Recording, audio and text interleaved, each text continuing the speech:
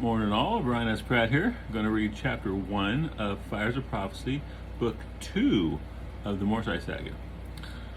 So here we are. Slight recap. The city of light fell. James and Miko are separated. Miko has been taken as slave and is heading towards the slave markets of Karazhan deep within the empire. James was rendered unconscious, and he's going to wake up to find a couple people. Anyway, so here's chapter 1.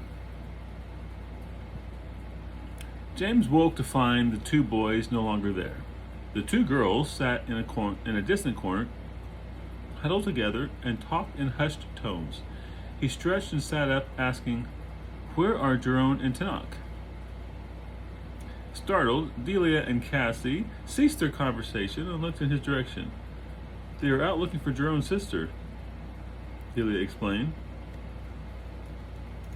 "She was separated from us during the attack," added Cassie. Her yellow hair shimmered in the candlelight.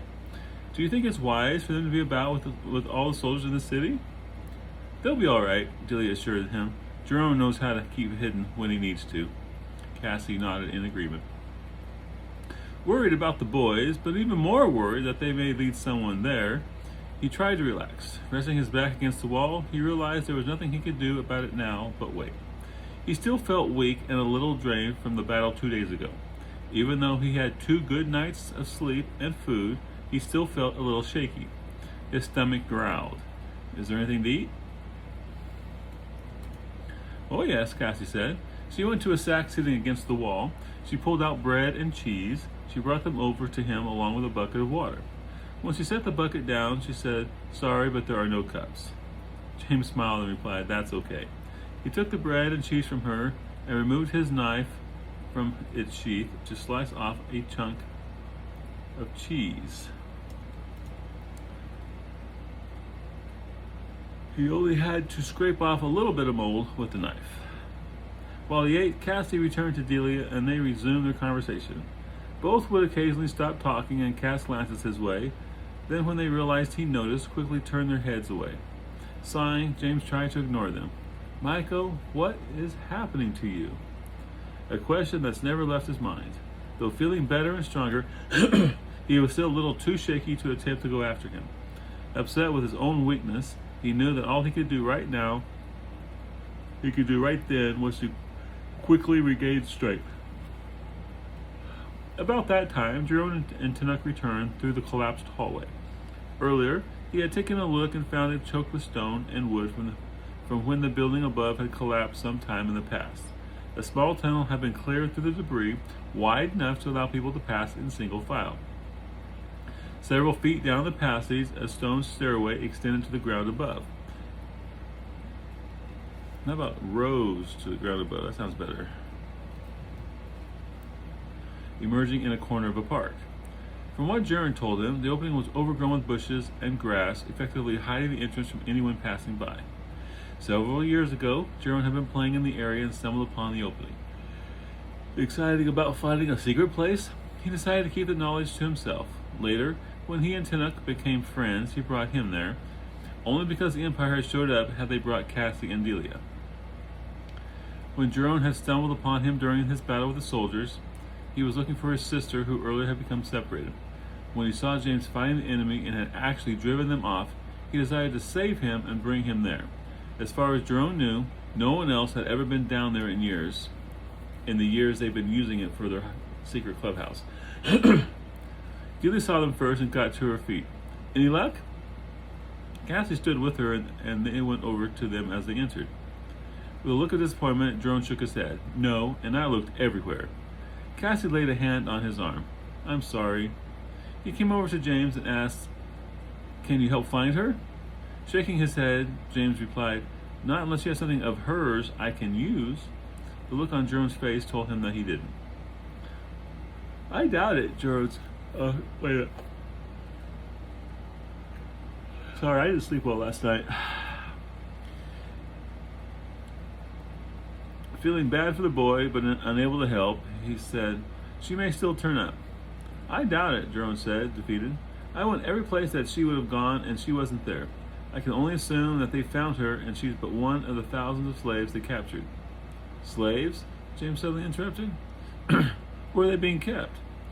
They had a big account. They had a big encampment outside the walls," Tanuk said. "Sometime yesterday, they took them south." "South?" "Yeah," Tanuk replied. "Looks like they were taking them to the Empire. Your friend is most likely with them." He glanced to Tyrone and added, "Tersa may be as well." "Can't we do anything?" asked Cassie. "Like what?" responded Tanuk. "Chase after and rescue them?" He looked at her incredulously. "They have hundreds of guards, not to mention their entire army occupying the city. It would be suicide." Jerome had been studying James's face while the others talked. When James glanced over at him, he asked, "You're planning on going after your friend, aren't you?" "Yes," James replied, nodding. "As soon as I feel better. Miko is a smart kid. He knows I'll find him. He'll do what he needs in order to survive until I get to him." "You're crazy," Tanuk exclaimed. "You're going to get yourself killed." "Perhaps," James said, "but I'll not leave him to his fate. He wouldn't be in the situation if it wasn't for me." "What do you mean?" "I came to the City of Light to find out all I could about Morcyth, a god that used to be popular around here a long time ago. You wouldn't by chance have ever heard of him, have you?" The all four shook their heads no. "Anyway," he continued, "Michael tagged along despite my attempts to warn him of the dangers. I had found out some info, change that to information, from Olenirn, the keeper of the City of Light's Great Library. We were on our way out when the Empire's forces attacked, and then things just went from bad to worse. The last thing I told him was, 'Find a place to hide, I'll find you.'" James finished his bread and cheese, then cupped his hands together as he drank water from the bucket. Resting back against the wall once more, he glanced at the four faces staring at him. "I'll go with you," Jerome said. "What?" Tanuk exclaimed in disbelief. "You can't be serious." "You'll be killed," Cassie cried, her fear for Jerome evident. "How can I leave her in the hands of slavers?" Jerome replied. "I'm all she has left in the world, and I'll not rest until either she's free or I'm dead." Turning to James, he said, "So, when do you leave?" James considered the request. He may not be 100% mental capacity, but sitting idle while Michael was taken farther away gnawed at him something terrible. "All right, we'll go tonight." He turned his attention to Jerome. "Can we get out of the city unobserved?" "I don't know. There are hundreds of troops stationed within the walls and thousands more on the outside. It looks like they plan to defend and hold the city. Both inside and out, there are many patrols, and they've been doing routine sweeps of the houses, looking for anyone else still in hiding." Delia laid her hand on Jerome's arm and said softly, "So, you truly intend to go after her?" He looked into her eyes and said, "I have to." "Then I'll go with you," she said. Her emerald eyes revealed the fear she tried not to show. "That wouldn't be wise," Jerome replied. "You will probably die or be taken as a slave if we fail." "What chance do I have here?" she asked. "With the Empire's forces occupying the town, what chance do any of us have if we stay? It's only a matter of time before they find us. We can't hide indefinitely." "I'm coming too," Cassie declared. Tanuk just looked at them as if they were crazy. "Well, I'm not staying here alone. Better count me in as well." James sat and thought for a few seconds while they stood quietly, staring at him. He turned to Jerome. "Can you get supplies? Food, water, and other travel gear?" Jerome nodded. "Food will be no problem. We have quite a bit already stashed here as it is." "We will need packs, each of us," James said. "Should be able to," he replied. "Anything else?" "Probably, but can't think what at the moment." To Tanuk, Jerome said, "Come on, we have some shopping to do." Delia hugged Jerome. "Be careful." "You too," Cassie said, with arms tight around Tanuk. Both young men looked both embarrassed and pleased. "We will," Jerome assured them. Tanuk gave Cassie a peck on the cheek, then turned a little red. She smiled shyly and disengaged her arms. The boys entered the tunnel, and the girls watched until they could no longer be seen. "I've got to rest if we're going to do this tonight," he told them. "I'm still not over the effects of the magic I used during the battle." He then laid down and used his backpack for a pillow. The girls went to the far side of the room and conferred quietly among themselves, allowing him quiet so he could rest. A gentle shake awakened him, and he opened his eyes to discover Delia kneeling beside him, hands on his shoulder. "James," she said, "wake up." "What?" he asked, sleep still addling his mind. "It's night," she explained, "and they haven't returned." Coming away quickly, he sat up and looked around. Jerome and Tanuk were nowhere to be seen. "How long have they been gone?" Several hours," Cassie replied from where she stood behind Delia. He said they would be back before it got dark. I'm worried. Concerned himself, James said, let me take a look outside and see if I can tell what's going on. Be careful, Cassie warned. I will, he assured her. I'll take a quick peek to see what the situation is like. The girls accompanied him to the passage and watched as he made his way through the rubble to the stairway. Now, I've been criticized a lot for the lack of genuine in the conversation, that I don't really do well with in my books. People talking to each other, the flow of conversation, and I'll own that. When I never really talked to people when I was young. I had a stutter. You guys probably have noticed that as I'm doing these, but I just kind of avoided people when I was young. I just laid in my room and read. I read like 3 books a week, and I didn't really interact with people or anything, and maybe that's why my conversations might seem stilted or not as exciting. I use them more just to get information across than anything else. I like to be better at it, but I'm not really willing. I don't seem to be willing to take the time to take a college course to figure that out.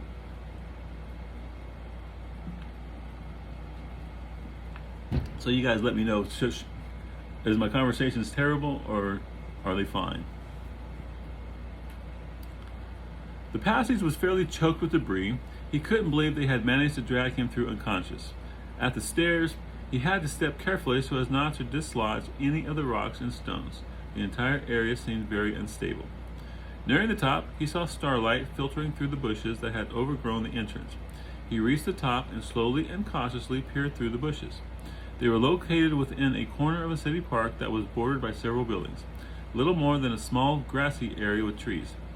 People could take their ease among the greenery from the worries of the day. With only starlight to see by, James couldn't make out much more than vague shadows, but it didn't look as if there was anyone around. He scanned the area for several minutes before returning. Didn't see anything. I'm sure they're okay, Dilly stated with conviction. They know the area, and Jerome is good at evading people when he wants to. They may have had to take a longer route to return, or hole up and wait until they could once again move without being seen. I hope so, Cassie replied. I doubt if we could make it out of here without them, said James. We're going to have to wait until either he comes or we're sure that he isn't. So let's settle down and get comfortable. It could be a while. The girls went back to their usual place, this time with James accompanying them. They broke out more of their supplies and had a little snack while they waited for the boys to return. So, began James, are you two their girlfriends? Delia laughed, and Cassie blushed slightly. I grew up with Jerome, Delia explained. We are very good friends. When he realized the Empire soldiers were within the walls, he came and found me. Cassie just happened to be with me, and I wouldn't go unless she came too. She's my best friend. He tried to locate his sister, but there were just too many soldiers on the streets. So we headed here as quickly as we could. When we got here, Tunic had already arrived, and we've been here ever since. Do you think Jerome can actually lead us out of here? James asked. If anyone can get us out, she said confidently, he can. That boy knows every street and hideaway in the whole city. Let's just hope they make it back, he said wistfully. They will, Delia said, her confidence in Jerome unwavering. You can count on it. Now, I've noticed that I refer to Jerome as boy every once in a while. Well, he's about James's age, 17, 16, 17, something like that. Much more mature than his age. Kind of like I was, actually. I was always mature. In my 7th grade yearbook, a teacher wrote, "You're the most mature 7th grader I've ever known," and I was. Always have been.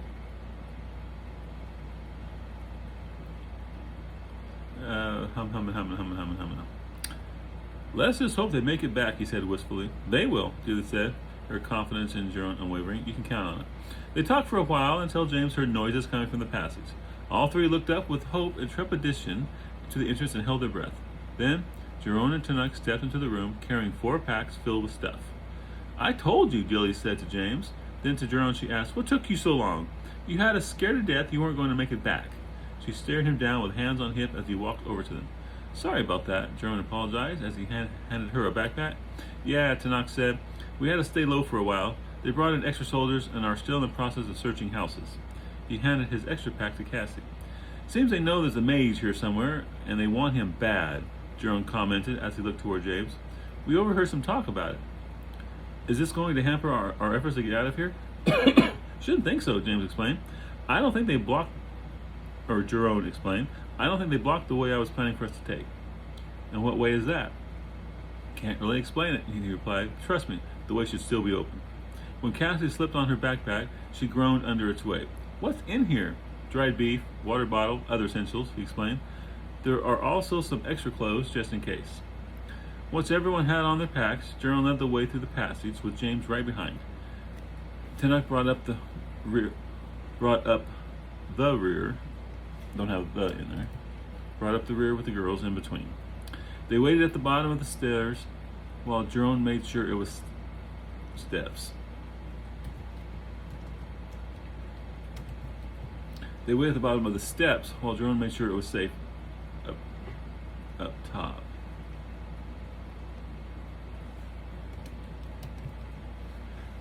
It's clear, he whispered, back down after scanning the park. Come on up. James climbed the steps with the girls close behind. He reached the top and joined Jerome outside while they waited for the others. Now where? James asked. Just follow me and stay close. He had them hug the wall while they made their way toward the street at the end of the park. As they approached, the sound of marching came from down the street. Now what? James asked quietly. Speaking to all of them, Jerome whispered, stay silent and close to the wall. They should march right past without even noticing we're here. Standing still and quiet, they pressed themselves against the wall and waited. Soon, the first soldiers appeared from the left and marched past the park. Jerome's plan was working. Not one soldier even bothered to look their way. Achoo! As one, they turned to Cassie in disbelief as a very loud sneeze escaped her.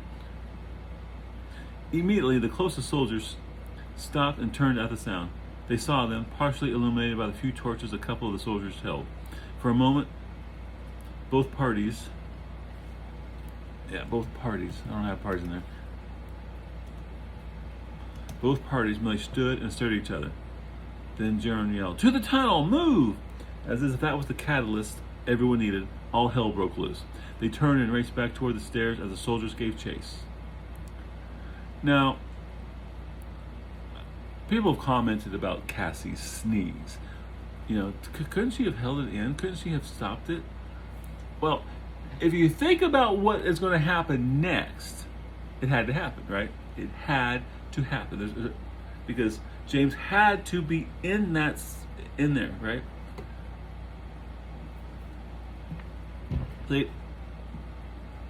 Let me explain a few things here before we continue. Book 4 is called Trail of the Gods. Now, I don't know if anyone's ever figured that out, but the trail is the path that maybe Igor has made or Morcyth has made for James to take to get to where he needs to be in the final stages of Book 7. You know, and this is one of them. He had to meet Jerome. He had to be taken into that cellar area, or their hideout, right? Because they're going to find the next thing from Morcyth in there. Without going in there, the trail would have broken. So they could not escape any other way but the way they do. So that sneeze, was it a natural sneeze? Did the gods or Igor make her sneeze so they would be forced back in there, and James could find the next part of the trail that the gods have created, I don't know, over the last centuries or something, to get him to where he needs to be. You know, I didn't plan it that way. It just worked out. But I just did that initially. I just did that to get a fight scene. The whole trail thing didn't really. I wasn't even thinking about that at this time. But you get to thinking about heroes. Achilles and such. They all things just work out for them. Things just happen in a certain way to get them where they want to go. And there's always gods involved. I'm assuming behind the scenes. They can't affect things directly, but they can do little things that build into big things. And this is one of them. Zap her with a sneeze, pushes James back down in there, and then he finds the trail. At the stairs, James turned and Crumph, of course. James exploded the ground, right? At the stairs, James turned and let loose with a powerful spell, and the ground erupted beneath the advancing soldiers. Dirt and broken men were flung in the air. Several soldiers had been in advance of the area that exploded and were now almost upon him. In a panic, James pushed out with the power, literally tossing the onrushing soldiers backward across the pit just created, where they collided with their comrades. "The mage!" came the cry as more soldiers rushed toward the park. The starlight reflected off their swords. "James, come on!" he heard behind him. Turning, he saw that Jeroen had the others already inside the tunnel and was motioning for him to follow. James flew down the stairs. "What do we do now?" "We're trapped," Jeroen explained. "There's no way out." When James entered the room, Cassie was in tears. Delia held her. She looked at James and cried, "I'm sorry." "It's okay," he assured her, though in his own mind he was not nearly so forgiving. Tenek stood at the tunnel entrance, listening for pursuit. He turned and said, "They're coming." Suddenly, 2 knives flashed into his hands. Jeroen took up position next to him, and 2 knives appeared like magic in his hands as well.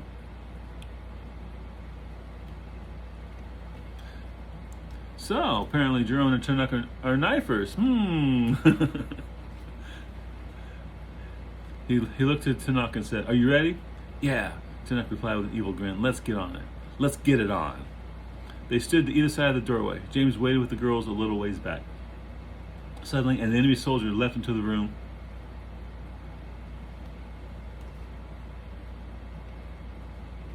Hang on 1 second. Sword out. Tenek moved forward to close with him. The soldier saw him and struck. Tenek easily deflected the blade with one knife while following through with a thrust with the other, sinking it to the hilt in the man's chest. The soldier slid lifelessly off the blade as another entered the room. Jeroen took this one and almost as fast as Tenek dispatched him. "You're getting slow, Jeroen," Tenek said as he closed with the next one to emerge. Knives flashed and another body hit the floor. The next soldier to come through carried a shield along with the sword and closed with Jeroen. Jeroen deflected the thrust of the sword with one knife as the shield came around and crashed into his chest, causing him to take a step back into the room to regain his balance. The soldiers advanced on him when all of a sudden one of his legs gave out and he crashed to the floor. Tenek had hamstrung him from behind as the soldier closed with Jeroen. Jeroen pressed the soldier as he lay there on the floor, blocking a cut from the sword and avoiding the shield. He got inside the man's defense and slit his throat. He looked up to see Tenek battling another. "Don't need any help," Jeroen said to Tenek with a grin. "Sorry," Tenek replied. "I'll try not to save your life next time." His knives flashed and another soldier fell to the floor. For a moment there was a pause as no more soldiers came through the opening. Tenek turned to James. "All right, Mr. Mays, you got any ideas?"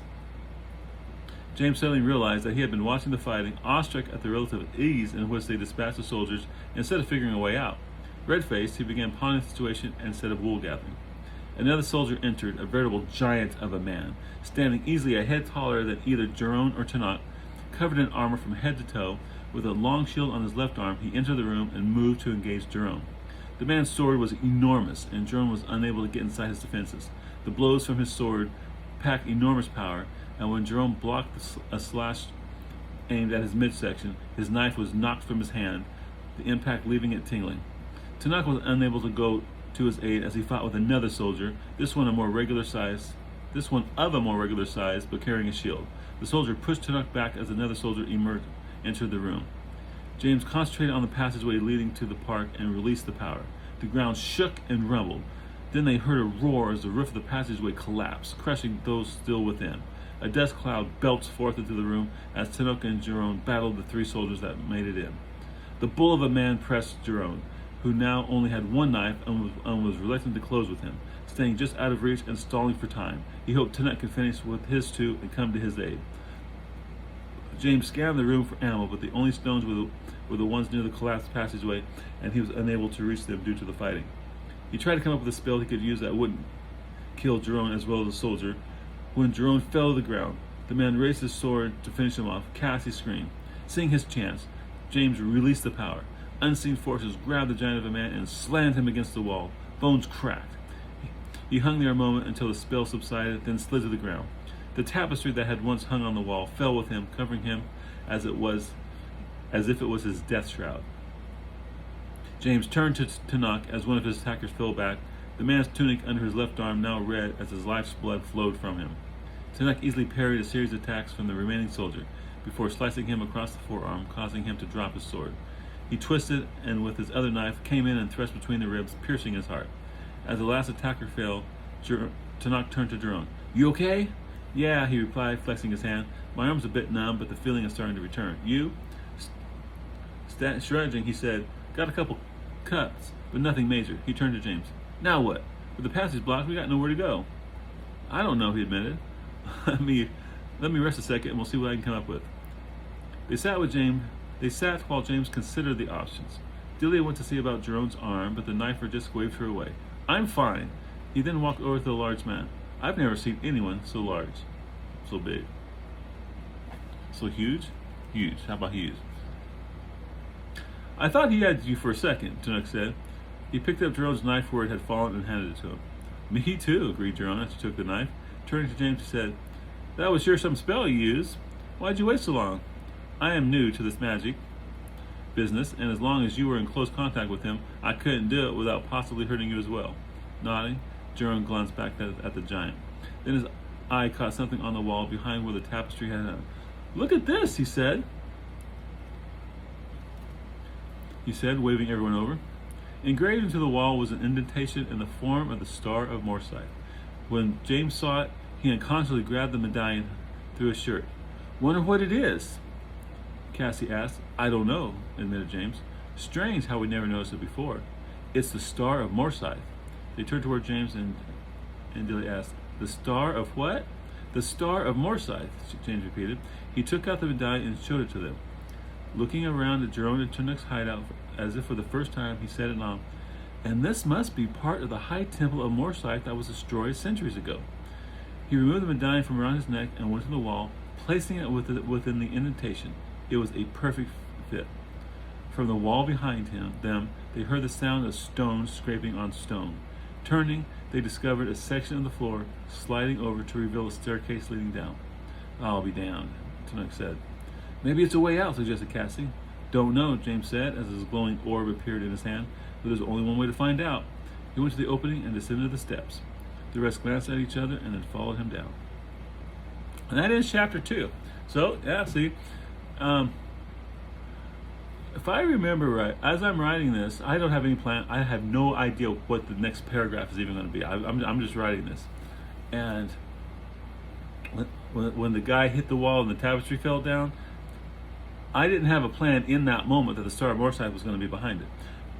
I just remember in movies, the guys always fall down, tapestries cover them, so I threw that in there because of movies. And then as I'm writing, boom, it just came out. The Star of Morcyth, the whole thing, and that this being the temple, and then once my thought process is put the star on the wall, then everything else fell into place. Then yeah, it's gonna lead to a secret area that he had to find, and so forth. And so, yeah, trail, the trail, and part of the trail was the first part of the trail was when he first got there, he said get the trindle, because once he got the trindle, then he by that time the first part of the trail was learning him getting magic, him learning magic, and then him getting gold equipment and all that. That's getting him ready. And then the next part was going to Castle Cardry and talking to Elenward, and then learning that the City of Light. Well, then he went to the City of Light, talked to Olenern, and found out Saragon, right? The high priest came from Saragon. So that's the next trail, and little bits and pieces are leading James to where he goes. See, the Trail of the Gods is all about Saragon, and yeah. And a lot of people comment about my book saying, you need to have an ending. I read book 1, it's a cliffhanger. Book 2, it kind of ends, but there's no resolution. There's no, a lot of the comments on the various websites that people have reviewed me says there's no conclusion. It just goes on and on and on. There's just, there's no ending. It's just, well, it's not. It's a saga, right? It's 7 books, but it's really just one long story broken up into seven segments. Originally, it was going to be 10, but it didn't work out that way. Anyway, that ends chapter 1, and James is on his way. I'm about ready to sneeze.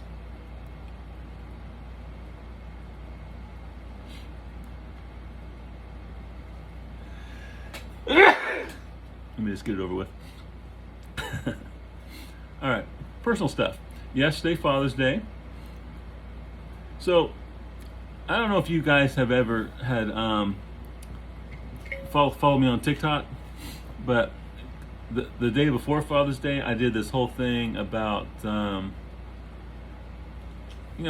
forget fathers, right? Remember fathers, and hopefully everyone did remember their father, because fathers are important too. And I mentioned about Bill Cosby, and I mentioned about the Cosby Show, right?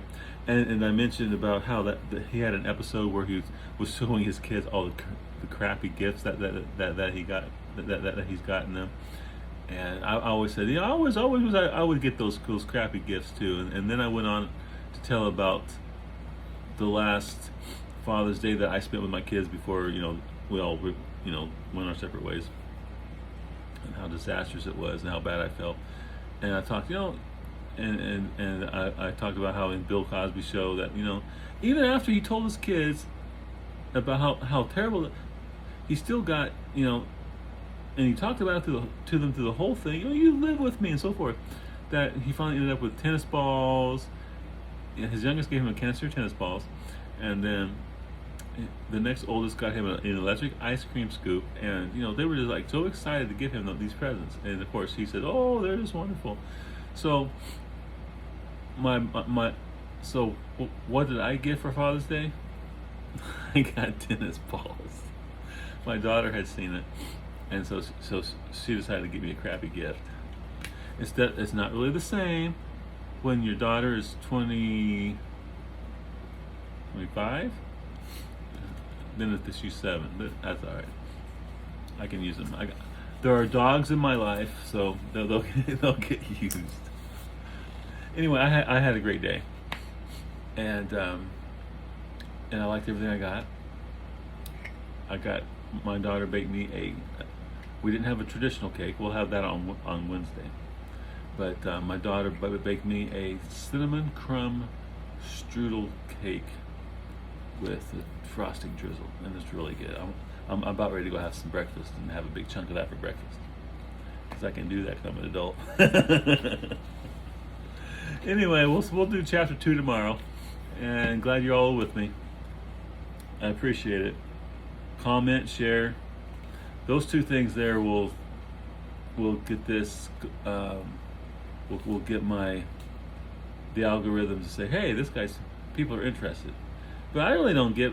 I know it's a broken record. I'm saying I really don't get many views, and I don't have any cute babies or dogs or cats, so it's just an old guy talking.